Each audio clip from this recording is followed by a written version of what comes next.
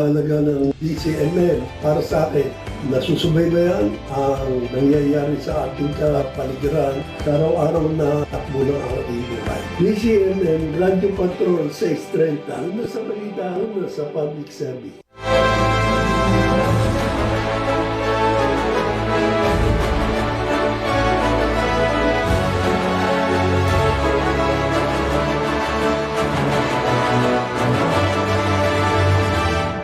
Pag-ibig, tagumpay, at mga kwentong no filter. Dear Chang Ami, tulad nga po ng mga sumusulat sa inyo, gusto ko rin po sanang ibahagi ang kwento ng pag-ibig ko. May kasama kang makikinig sa'yo. Matapos ang matinding sakit na naranasan ko sa dati kong asawa, hindi ko na naisip pa ang muling magmahal. It's a form of learning. Sama po doon yung experience of love.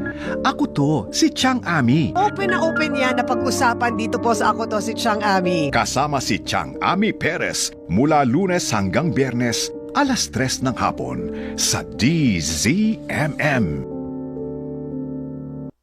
Sa talas ng kanilang mata sa mga issue, walang makakalampas.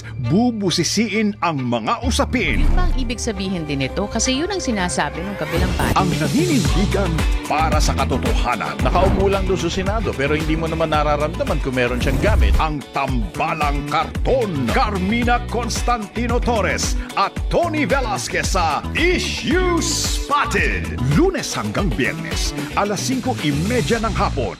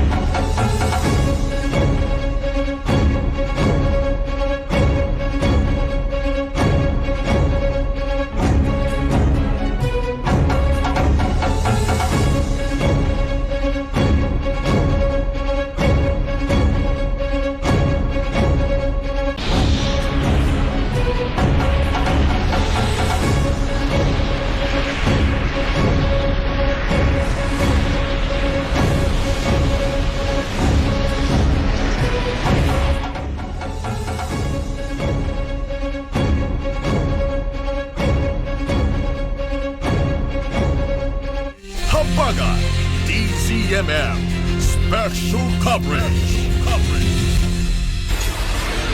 DZMM Special Coverage.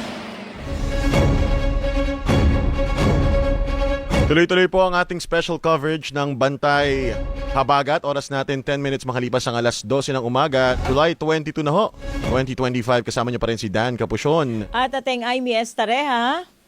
Ako talagang may mga updates pa rin tayo nakukuha, partner, no, sa mga nanghihingi ng tulong. No? Oh, ito, meron tayong babasahin sa mga kinaukulan po. Nakamonitor kasi sila sa atin ngayon, partner. Sa Sitio 1 sa North Fairview po, ayan, need rescue ASAP, third floor, may baby daw doon sa loob at may babae, may senior.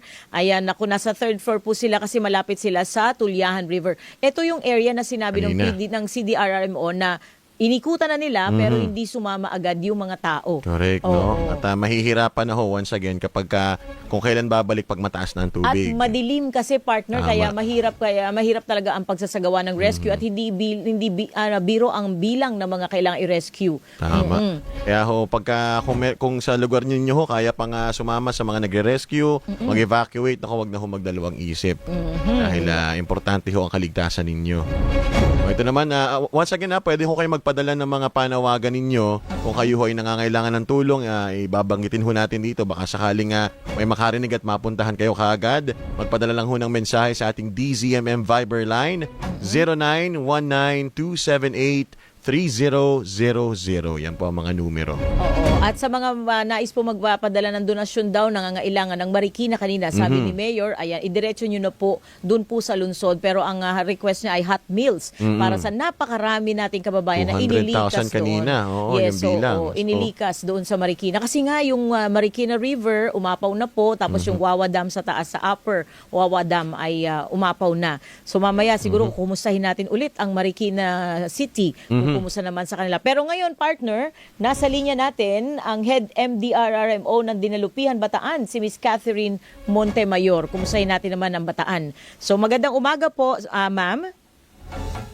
Good morning po, ma'am. Ma'am, kumusta po ang mga barangay dyan sa may Dinalupihan Bataan? Ilan po ang mga lubog pa rin po sa baha? Marami po kaming nalubog sa baha dahil po nag-overflowing po yung mga ilog namin. Yung pong sa poblasyon po, yung 14 na barangay, halos na nag-overflowing po kasi yung mga malalapit na ilog sa kanila. Tapos po may ilang barangay pa rin po kaming nalubog, yung barangay San Simon, barangay Tukop, barangay Santo Niño, barangay Pagalanggang, barangay Pita, at barangay Sapang Balas. Dahil po sa heavy rain, kaya nag-flooded po ang mga barangay na to. Sa mga oras po ba na ito, malakas pa rin po ba ang pag-ulan dyan sa Bataan? Pabugso-bugso po yung lakas ng ulan dito sa Bataan, sir.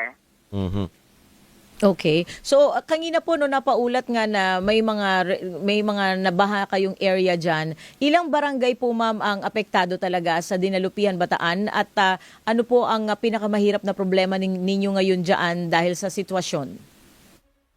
Ayun nga po yung nag-overflowing po yung mga river namin dito. Kaya pumasok po yung tubig sa aming mga barangay. Opo. So ilang barangay po yung pinag-uusapan natin, ma'am? Opo. Ma'am Cathy? Hello, ma'am?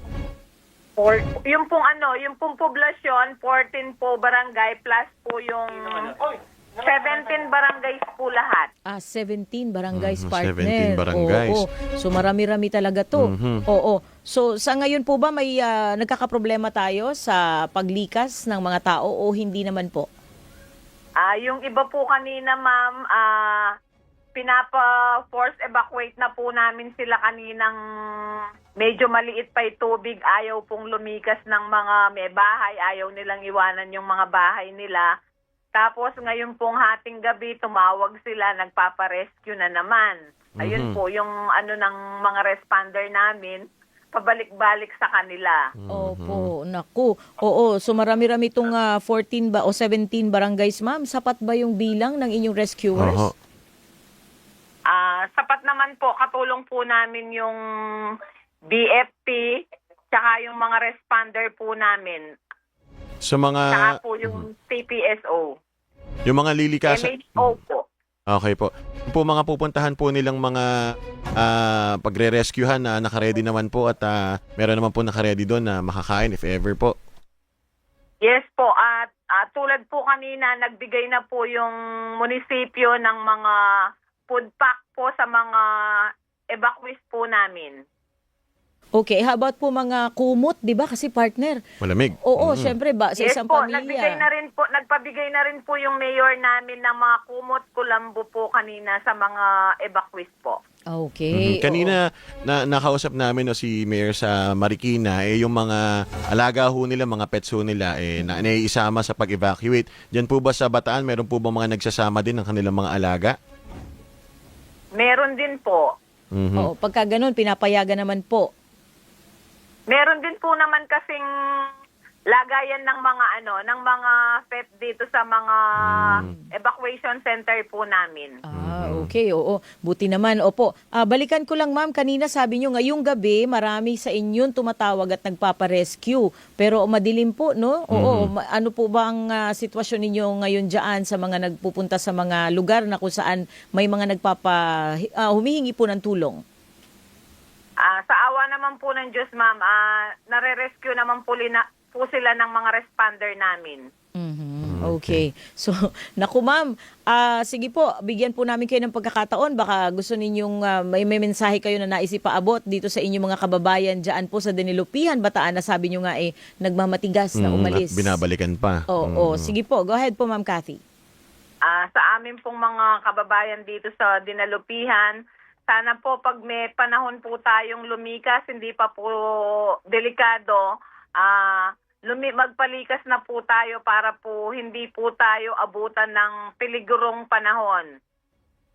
Para po hindi tayo malagay sa panganib. Pati po yung mga pamilya natin. Okay po. Kung pino-force evacuate na po tayo ng ating mga barangay, sumama na po tayo para po maiwasan po natin ang anumang disgrasya. Marami pong salamat. Okay po, maraming salamat po. Nakausap natin ang head ng MDR MOD Dinalupihan, Bataan, si Miss Catherine Montemayor. Nako, talagang may Partner. nagpapabalik pa. Oo, sabi nga niya kung kailan this oras na Mahirap ng gabi, na. doon tayo mananawagan ng tulong. Oo, at saka syempre walang mga street lights di ba? Yes, kasi syempre ano yan, automatic yan, partner. Pag ganyan sitwasyon, papatayin muna yung mga Correct. ilaw, di ba? Para rin sa kaligtasan ng mga tao. Na mas mahirap talaga kapag may mga nasa sulok-sulok. Syempre mga street yan. Hindi mo naman agad-agad makikita lahat unless may sumigaw siguro o mag-flashlight. Kaya wag ho nang kung kaya ho sumama kagad sumama ho Yes, kagad. and instead na sa social media po tayo magsha-shout para makahingi ng tulong, dapat alam natin ang numero mga dapat tawagan sa bawat area kasi meron na yan Tama. Oo. Okay. Oras natin 12:18. Ngayon naman mula sa Bataan punta naman tayo sa Muntinlupa City. Makausap naman natin nasa linya ngayon si Mayor Rufy Biazon. Magandang umaga po, Mayor. Magandang umaga, magandang Mayor. umaga, Dan and Amy, sa lahat na nakikinig. Magandang umaga. Opo, Mayor, kumusta po dyan sa Muntinlupa? Fortunately, hindi ganun kalaki ang effect kasi mula nung ngayong kaninang hapon, nagmo-monitor kami. Kung pumatak man ng ulan, mga ambon-ambon lang. Although ito, a few minutes ago lang, bago kayo tumawag, nagsimula bumuhos. Kaya medyo medyo nasa okay situation ngayon, no? Walang evacuation, walang high flooding. Meron lang yung mga sa mga inner communities pero mababa lang. Continuous ang monitoring naman namin. Naku, mabuti naman, Mayor. Alam mo ba, Mayor, na ikaw pa lang ang nakausap namin Correct. na okay ang sitwasyon, no? So, pero syempre, alam natin, partner, nakahanda ang Muntinlupa, oo. Pero kasi umpisa pa lang po ito ng week-long na pag-ulan, sabi nga po ng Pag-asa. Lahat naman po ay nakahanda naman sa inyo if ever po na alam nyo na lumala po ang sitwasyon. Yes, as of kaninang 6 p.m. Natapos ako na nag-ikot, naka-standby na yung aming mga rescue teams, yung DRRM namin, yung supplies ng mga possible relief na kailangan namin ibigay sa mga kung magkakaroon ng evacuation, naka-standby na rin, naka-blue alert kami. Yun lang magandang situation na although naka-red flood warning na ngayon, heavy rainfall. Yes po. Metro ang Manila. Ngayon lang, as in ngayong midnight lang biglang bumuhos. Although the whole day kanina, siguro light rains, occasional nagkakaroon ng konting moderate. Pero yung nung nag-orange at saka hanggang sa nag-red, walang pumatak na ganong kalakas na ulan sa amin. Pero syempre nga, gaya ng sabi nyo, itong coming days ang expected, itong habagat. So, naka-standby kami. Opo. Anong mga areas po ba, Mayor, ang binabaha dyan sa Muntinlupa? Ang medyo palaging nalalagyan ng tubig yung malapit sa lawa ng Laguna, no? Kasi kami, lakeshore kami. Opo. 9 out of our 8 barangays are along the lakeshore. So may mga communities doon na medyo parang catch basin siya. So basta kahit mahina yung ulan pero tuloy-tuloy naiipon. Kasi kami parang pababa sa amin, kami ang outfall ng tubig na nagmumula sa higher ground, no? Yes. From the area of Alabang to Las Piñas to Cavite, sa amin bumababa yan. Papunta ng lake. Kaya dun sa mga communities malapit sa lake, medyo lower yung areas na yon than the water